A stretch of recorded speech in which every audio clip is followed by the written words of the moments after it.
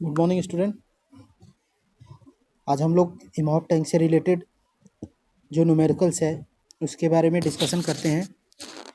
इसके पहले पिछले वाले लेक्चर में हमने इमॉफ टैंक के थियरी के बारे में और उससे रिलेटेड जो डिज़ाइन क्राइटेरिया है उसके बारे में डिस्कशन किया था। आज हम उससे रिलेटेड जो न्यूमेरिकल्स होते हैं उसके बारे में डिस्कशन करते हैं। तो चलिए क्वेश्चन के बारे में डिस्कशन करते हैं इमॉफ टैंक के। जैसे ये इमॉफ टैंक का क्वेश्चन है कि design a Imhoff tank to treat the sewage from village with 40,000 population. Assume the rate of sewage as 125 liters per capita per day. Make assumptions wherever necessary. Means कि एक हमें sedimentation tank design करना है जिससे हमें क्या करना है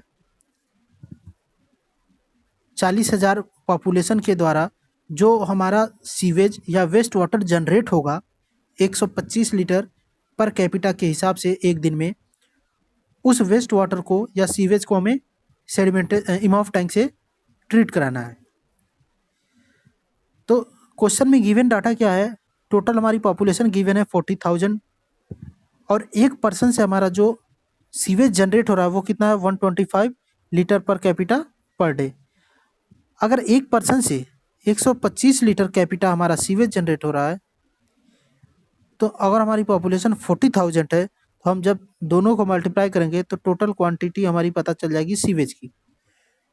तो जैसा कि हमें पता है कि इमॉफ टैंक में 2 टैंक होते हैं, ये 2 स्टोरी टैंक होती है। तो पहला टैंक हमारा क्या होता है सेडिमेंटेशन चैम्बर होता है और दूसरा जो टैंक होता है वो डाइजेशन चैम्बर होता है।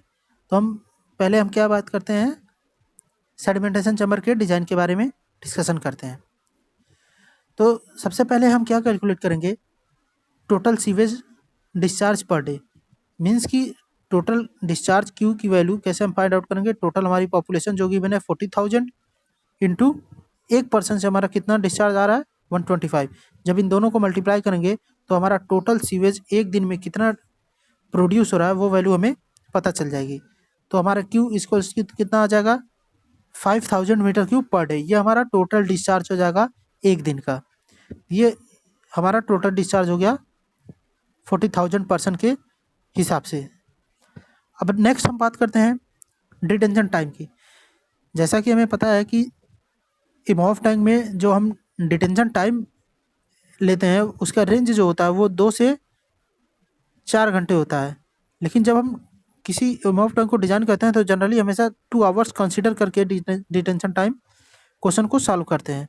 तो हम यहाँ नेक्स्ट स्टेप में क्या करेंगे, जो हमारा डिटेंशन टाइम होगा इसको एज्यूम कर लेंगे। तो हम क्या करेंगे एज्यूमिंग डिटेंशन पीरियड कितना हो जाएगा 2 आवर्स। अब डिटेंशन टाइम अगर मेरा 2 आवर्स हो गया तो वॉल्यूम ऑफ सेडिमेंटेशन चैम्बर हम कैलकुलेट कर सकते हैं 2 घंटे के हिसाब से। डिटेंशन टाइम के हिसाब से वॉल्यूम ऑफ चैम्बर हम कैलकुलेट कर सकते हैं। तो वॉल्यूम ऑफ चैम्बर क्या हो जाएगा सेडिमेंटेशन चैम्बर का 5,000 हमारा टोटल डिस्चार्ज था इंटू 2 आवर्स। अब ये हमारा जो 5,000 है ये एक दिन का डिस्चार्ज है। अगर हम इसको आवर में कन्वर्ट करेंगे तो डिवाइडेड बाई 24 हो जाएगा। तो जब हम इसको सॉल्व करेंगे, इसको सॉल्व करने के बाद जो हमारा वॉल्यूम आता है सेडिमेंटेशन चैम्बर का वो कितना है 416.66 मीटर क्यूब। इसको हम अप्रॉक्सीमेट 470 मीटर क्यूब लिख सकते हैं। ये हमारा वॉल्यूम ऑफ सेडिमेंटेशन चैम्बर हो जाएगा। अब हम नेक्स्ट बात करते हैं इफेक्टिव डेप्थ की। तो जो हमारी इफेक्टिव डेप्थ है उसको हम एज्यूम कर लेंगे 2.2 मीटर। 2.2 मीटर ये हमारा इफेक्टिव डेप्थ हो जाएगा। अगर इफेक्टिव डेप्थ हम एज्यूम कर लेंगे तो एरिया इक्वल्स टू हमें पता है एरिया इक्वल्स टू होता है volume upon effective depth. Effective depth तो वॉल्यूम हमें पता है कि 417 मीटर क्यूब है और इफेक्टिव डेप्थ हमने एज्यूम किया 2.2 मीटर। तो हमारा जो एरिया आ जाएगा वो कितना होगा 189.5 मीटर स्क्वायर। ये हमारा एरिया हो जाएगा इमॉफ टैंक के लिए। ठीक, फिर उसके बाद हम बात करते हैं L/B का रेशियो। जैसा कि हमें पता है कि जो हम इमॉफ टैंक के लिए L/B का रेशियो रखते हैं वो कितना होता है 3 से 5 मीटर होता है। ये हमारा रेशियो होता है L/B का। तो हम यहाँ L इक्वल्स टू एज्यूम कर लेते हैं 4.5 मीटर। जब L इक्वल्स टू हम 4.5 मीटर करेंगे तो हमें पता है कि surface area A equals to होता है L into B, length into width. अब हम L की जगह पे क्या पुट कर सकते हैं, 4.5 भी जो वैल्यू हमने एज्यूम किया है इंटू बी, और एरिया हमें पता है कितना है 189.5। जब इसको हम सॉल्व करेंगे तो इसको सॉल्व करने के बाद जो हमारा बी की वैल्यू आएगा वो कितना होगा 6.48 मीटर। ये हमारा हो जाएगा एम ऑफ टैंक की विड्थ। इफेक्टिव, अभी हमने इसके पहले इफेक्टिव डेप्थ की बात की है। तो इफेक्टिव डेप्थ होता क्या है, जैसे ये हमारा सेडिमेंटेशन चैम्बर होता है, सेडिमेंटेशन चैम्बर में एक हमारी y की वैल्यू होती है और एक हमारा x की वैल्यू होती है। तो x की वैल्यू जो होती है, जो हमारा x की वैल्यू टोटल जो होगा उसका हाफ जो हम वैल्यू लिखते हैं, यानी कि जो हमारी इफेक्टिव डेप्थ होगी y प्लस x/2, x का आधा जो हमारी वैल्यू आएगी वही हमारा क्या होगा, इफेक्टिव डेप्थ होगा। तो इस ये हमारी जो हमने वैल्यू इफेक्टिव डेप्थ एज्यूम किया था वही 2.2 थी। अब हम नेक्स्ट बात करते हैं, जब हम यहाँ b की वैल्यू कैलकुलेट कर लेंगे तो हम l की वैल्यू कैलकुलेट कर सकते हैं, क्योंकि हमने l इक्वल्स टू क्या माना था 4.5 मीटर, 4.5 b मीटर। अब जब हम b की वैल्यू हम रखेंगे तो 4.5 इंटू बी जो हमारी आई थी वैल्यू 6.48, तो जब हम इसको सॉल्व करेंगे तो इसकी वैल्यू हमारी कितनी आ रही है 29.16 मीटर। ये हमारी लेंथ हो जाएगी। ये वैल्यू हमारी क्या है 30 मीटर से कम है। जो हमारा लेंथ होना चाहिए इम ऑफ टैंक का वो 30 मीटर से कम होना चाहिए। तो ये हमारी वैल्यू जो है ये 30 मीटर से कम है, यानी कि जो वैल्यू हमने एज्यूम किया था वो क्या है, करेक्ट है। मीन्स कि ये कंडीशन क्या है, ओके है। अब हम नेक्स्ट क्या चेक करेंगे, वेलोसिटी को चेक करेंगे, चेक फॉर वेलोसिटी। तो वेलोसिटी को चेक करने के लिए L इक्वल्स टू हमारा फार्मूला क्या होता है, L इक्वल्स टू होता है length equals to velocity into detention time. तो वेलोसिटी इक्वल्स टू क्या हो जाएगा, लेंथ अपॉन डिटेंशन टाइम। तो जब हम length upon detention time value put करके सॉल्व करेंगे तो हमारी वैल्यू कितनी आएगी 0.243 मीटर पर मिनट।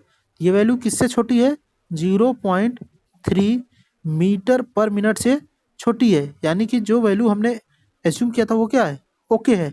ये भी कंडीशन हमारा क्या हो जाएगा, ओके हो जाएगा। अब नेक्स्ट हम क्या करेंगे, सरफेस लोडिंग को चेक करेंगे। सरफेस लोडिंग चेक करने के लिए हम क्या करेंगे, सरफेस लोडिंग इक्वल्स टू क्या होता है Q upon B into L, discharge upon width into length. तो जैसा कि हमें डिस्चार्ज शुरू में हमने कैलकुलेट किया था, कितना था 5000 मीटर क्यूब पर डे था। अब मीटर क्यूब को लीटर में कन्वर्ट करने के लिए क्या होगा, 1 मीटर क्यूब क्या, 1 मीटर क्यूब इक्वल्स टू होता है 1000 लीटर। तो इसको हम क्या कर सकते हैं 10⁻³ लीटर मल्टीप्लाई कर सकते हैं, divided by B into L. B की वैल्यू हमने कैलकुलेट कितना किया था 6.48 इंटू एल की वैल्यू हमारी क्या थी 29.16। जब इसको हम सॉल्व करेंगे तो हमारी वैल्यू कितनी आएगी 26,461 लीटर पर मीटर स्क्वायर पर डे। और जो हमारी सरफेस लोडिंग का रेंज होना चाहिए वो कितना होता है 30,000 लीटर पर मीटर स्क्वायर पर डे से कम होनी चाहिए। तो हमारा जब क्वेश्चन को सॉल्व हमने किया है तो हमारी वैल्यू कितनी आई थी 26,461 लीटर पर मीटर स्क्वायर पर डे, यानी कि ये 30,000 लीटर से कम है। तो यानी कि ये भी कंडीशन हमारा क्या है, ओके है। तो हमने जितने भी कंडीशन एज्यूम किए थे, जो भी वैल्यू एज्यूम किए थे वो क्या है, सब ओके है। अब हम बात करते हैं टोटल हमारा जो y की वैल्यू ये होगी वो कितना होगा। तो y की वैल्यू कैलकुलेट करने के लिए हम क्या करेंगे, जैसे कि हमने पहले इफेक्टिव डेप्थ क्या किया था सेडिमेंटेशन चैम्बर का, वो अज्यूम किया था 2.2 मीटर। तो हमने फार्मूला शुरू में बताया था y plus x by two equals to क्या होता है 2.2। अब हम y और x की वैल्यू हम कैसे कंसीडर करेंगे, x की वैल्यू कंसीडर करने के लिए हम क्या करेंगे, जैसे हमने जब क्वेश्चन सॉल्व किया तो उसमें क्या था, ये हमारा सेडिमेंटेशन चैम्बर की विड्थ थी 6.48 मीटर। जब हम इसको आधे से डिवाइड करेंगे तो आधे से डिवाइड करने के बाद हम जब इसको आधे पर से डिवाइड करेंगे तो इसकी हाफ विड्थ कितनी हो जाएगी 3.24 मीटर। ठीक, अब जब हम इस हाफ पोर्शन को सॉल्व करेंगे, जैसा और हमें पता है कि जो हमारा स्लोप होता है बॉटम 1 हॉरिजॉन्टल इस टू 1.25 वर्टिकल स्लोप होता है हमारा। तो हमने इस फिगर में ऐसा इंडिकेट किया दिया है कि 1 हॉरिजॉन्टल और 1.25 वर्टिकल है। ये हमारा वर्टिकल 1.25 हो गया। तो हम x के जगह पे क्या लिख सकते हैं 4.05। कैसे, अब देखिए x की वैल्यू कैसे हम फाइंड आउट करेंगे, वो देखिए x इक्वल्स टू हम लिख सकते हैं जो हमारी हाफ विड्थ होगी, ये हाफ विड्थ 3.24 इंटू जो हमारी वर्टिकल डायरेक्शन में वैल्यू है 1.25।